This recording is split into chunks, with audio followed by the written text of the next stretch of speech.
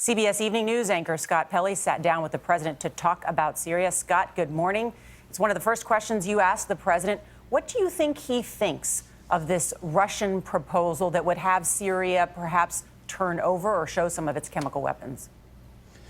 Well, Nora, when I met with the president late yesterday, he looked a little bit relieved to my eye to at least have a possibility of avoiding this military strike, which he clearly does not want to pursue against the wishes of the American people if he doesn't have to.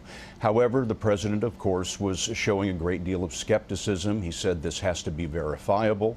It has to be enforceable. He said over the next several days, we're going to see how realistic all of this is. When we sat down with Mr. Obama in the Blue Room of the White House, we started with this news that Russia and Syria might be proposing a diplomatic way out of this jam. What do you need to see in a diplomatic deal? Well, the key is, to paraphrase Ronald Reagan, that we don't just trust, but we also verify. And so the importance is to make sure that the international community has confidence that these chemical weapons are under control, that they are not being used, that potentially they are removed from Syria, and that they are destroyed. Is the only agreement you would accept one in which we can be assured that all of Syria's chemical weapons are destroyed? You know, I think it's premature for me to start drafting language. I think I want to see what exactly is being proposed, and in the interim, it is very important for Congress and the American people to recognize that we would not be getting even ticklers like this if it weren't for the fact that we were serious about potentially taking action in the absence of some sort of movement. And so we need to keep the pressure on. The people aren't with you. Yeah, well, not yet. And as I said, I understand that. So I'll have a chance to talk to the American people directly tomorrow. I don't expect that it's going to suddenly swing the polls wildly in the direction of another military engagement. If you ask the average person, including my household, do we need another military engagement, I think the answer generally is going to be no.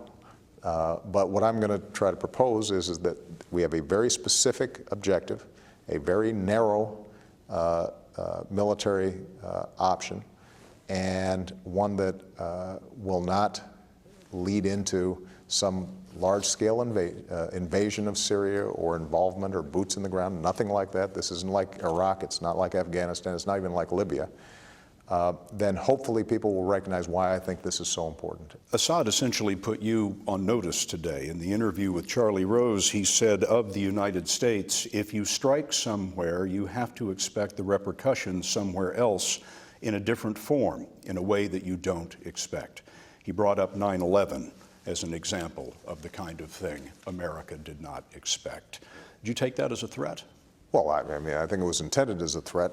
I don't take it as a credible threat in the sense that Mr. Assad doesn't have the capacity to strike us in a significant way. You know, our embassies in the region, U.S. personnel in the region, they're always potentially vulnerable to asymmetrical attacks. But the truth of the matter is those threats already exist from a whole range of groups, and we understand what those threats are and take those precautions very seriously.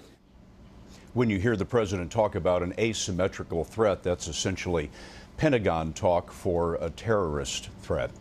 So the president tonight will be speaking to the nation at 9 o'clock Eastern time. Of course, we'll be carrying that for you here on CBS News. The idea is he hopes to be able to sway the American people and the 500 or so people who work under this dome behind me that it is appropriate to continue the military pressure. He believes that only with the threat of a military strike will this idea of Syria destroying its chemical weapons actually be fulfilled. Charlie? Scott, my impression is, having talked with the president, that you sense that he knows he has a very hard sell. The country seems to be divided over this, and the idea of some kind of compromise would give him and the Syrians a way out.